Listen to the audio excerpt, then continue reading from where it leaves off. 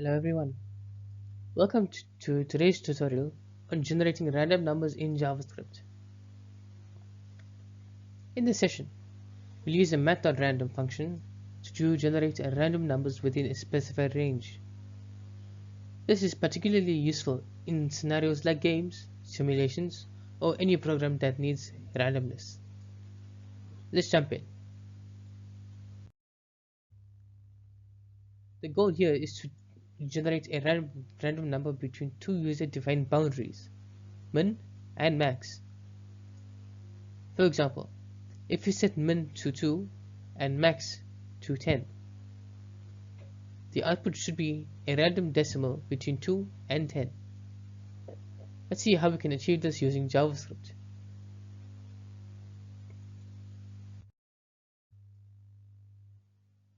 This function takes two parameters, min and max. Math.random generates a random decimal between 0 and 1. Multiplying it by max minus min maps it to the desired range width. Adding min shifts the range to start from the minimum value. For example, with min being 2 and max being 10, Math.random might return 0.6, which would map to 5.89.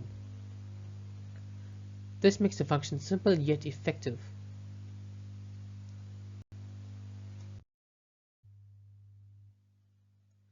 The function operates in four main steps. First, it starts by generating a random decimal between 0 and 1. This is scaled to the desired range while multiplying it with max minus min. Then, we shift this range to start at min by adding it.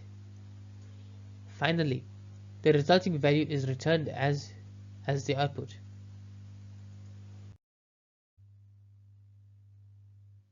Here are some test cases. With min being 2 and max being 10, we might get 5.89. With min being negative 5 and max being negative 2, we might get negative 3.65. And with min being 0 and max being 1, the result might be 0.56. Each time you run the function, you get a random value with the specified range.